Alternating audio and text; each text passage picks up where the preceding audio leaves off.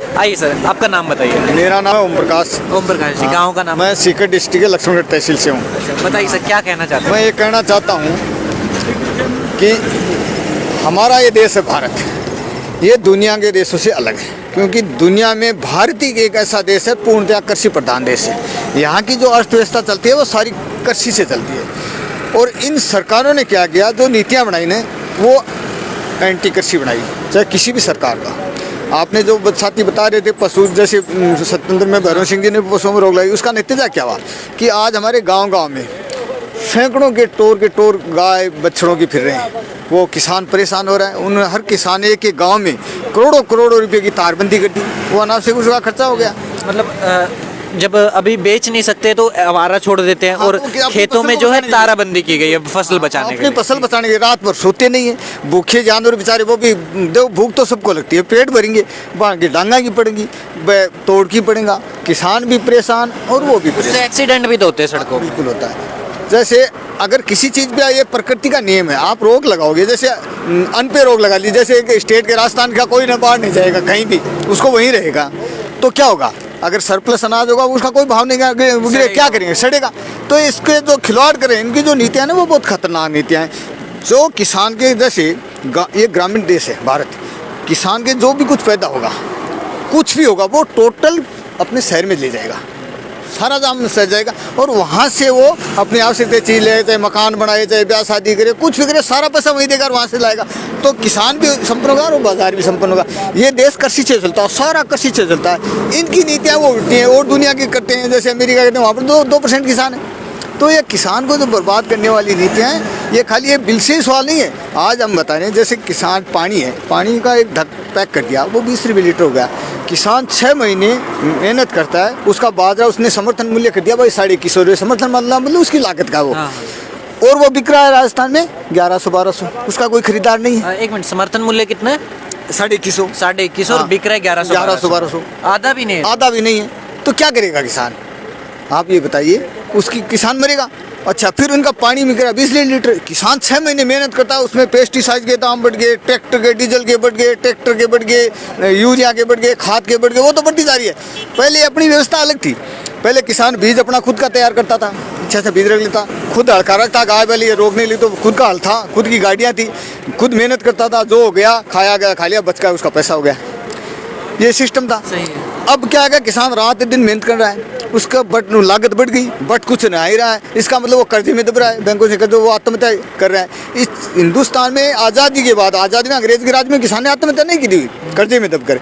ये पहली सरकार है कि आज़ादी के बाद में, आज़ाद भारत में 4 लाख से ऊपर किसानों ने कर्जे में दब कर आत्महत्या कर ली। तो इसके निदान के लिए यूपीए फर्स्ट में जो एक आयोग का गठन किया था, स्वामीनाथन आयोग, तो उसने पूरे देश में भ्रमण करके तय किया था कि स्वामीनाथन आयोग ने क्या कहा था कि किसान को बचाना है, आत्महत्याओं से बचाना है और उसको खुशहाल बनाना है। तो आपको ये हर फसल जिसका उसने लागत तय की, इसमें उसकी खाद बीज जो भी है उसकी लागत है, भूमि का किराया, और उससे उसका डेटा बा दो। तो उस रिपोर्ट को 2006 में सदन के पटल पर रख दिया। स्वामीनाथन जो हमारा कृषि वैज्ञानिक था, जिसने संकर बीज तैयार करके इस देश को हरित क्रांति लाया था, उसने रख दिया। उस समय कांग्रेस की सरकार थी, 13 तक रही, 6-7, उसने उसको ठंडे बस्ते में डाल दिया। मोदी ने उसका नाजायज फायदा उठाया कि मैं स्वामीनाथन के रिपोर्ट को लागू करूँगा, किसानों का पीछे का संपूर्ण कर्जा माफ करूँगा। और अभी जैसे वो बार बार यही बोल रहे हैं, मैंने तो स्वामीनाथन आयोग की रिपोर्ट लेके आए। अभी उनके भाषण में उन्होंने क्या बोला कि विपक्ष तो नहीं कर पाया ये काम, लेकिन हमारी जब सरकार आई तो मजबूत सरकार ने वही रिपोर्ट लागू कर दी। ये तो किसानों के फायदे की बात है। एक बार समझाइए उसके अंदर घपला क्या है, उसके अंदर ये बताइए। उसने खाली नामा करे हूँ, 2 चीज़ होती है। एक तो होता है मिनिमम प्राइस, समर्थन मूल्य, एक है लाभकारी मूल्य, जो स्वामीनाथन की रिपोर्ट में, उसको तो उन्होंने कभी लागू नहीं किया, खाली समर्थन मूल्य तय किया। समर्थन मूल्य का मतलब जो उसकी लागत है खाली। स्वामीनाथन रिपोर्ट ने कहा था कि आप लाभकारी मूल्य लागू करो, C2 का उसमें इसकी बात ही नहीं हो रही है। ये खाली मिनिमम प्राइस है, उसको भी देने नहीं। कहीं भी राजस्थान देखो, हर चीज़ का पहले तो सारी फसलों का तय नहीं किया मिनिमम प्राइस।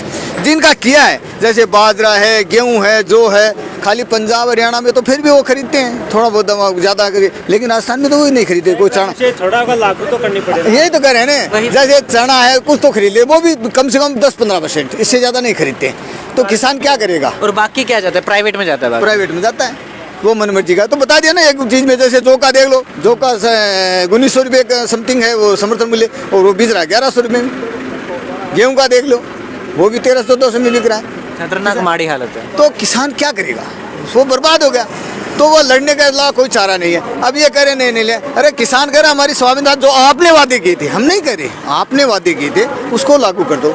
अरे किसान तो आज़ादी से पहले ज़्यादा खुशहाल था, आज तो किसान की हालत बहुत बुरी होगी। अब सारे प्राइवेट कर दिए, स्कूलें कर दी, हॉस्पिटल कर दी, सड़कें कर दी, सब सेठों को बेच दिया। पैसे कहाँ से लाएगा, प्राइवेट तो पैसा खेलता है। जैसे कोरोना काल का देख लो, पूरी दुनिया में कोरोना जो महामारी फैली, केवल एक भारतीय एक ऐसा देश है कृषि प्रधान हो, किसानों ने जिंदा रखा इस देश को। किसान कहीं खेती में लगे रहे, किसी को भूखे नहीं मरने दिया, ये अनाज ये कौन उस वक्त डायलॉग भी मारा था कि अभी देश को जो है किसानों की जरूरत है, तो किसान पूरे देश का पेट भरेगा। तो इस देश को खुशहाल बनाना है तो सारे अगर रोजगार, अगर कृषि को संपन्न कर दो, उसको भाव दे दो, सारी बेरोजगारियां दूर हो जाएगी, ये देश फिर से सोने की चिड़िया खोलेगा। इसका आप नमूना दें, आप तुलना के अपने दोस्त एशिया में 2 देश हैं, भारत और चाइना, दोनों जनसंख्या बाहुल्य देश हैं, दोनों कृषि प्रधान देश, इनकी तुलना कीजिए। अपना देश 2 साल पहले आज़ाद हुआ, चीन अपने से 2 साल बाद में आज़ाद हुआ। अपना देश तो सोने की चिड़िया था, चीन एक अफीमचियों का देश था, वो भी गुलाम था, अपने भी गुलाम थे। लेकिन क्या कारण है कि ये तुलना तो करें हम चीन से, लेकिन ये बताइए आप कि अपने से ज़्यादा जनसंख्या होने के बावजूद, ज़्यादा गरीबी होने के बावजूद, बाद में आज़ाद होने के बाद वो आज इतना आगे क्यों पहुँच गया? नशा भी वहाँ पे बहुत था, अफीम चीज सब कुछ अफीमचियों का देश बता रहे हैं हमें। अपने यहाँ से जाती थी। वो आज दुनिया में टॉप पे क्यों पहुँच गया, अपन शिष्य नीचे क्यों पहुँच गए, ये बताइए आप हमें।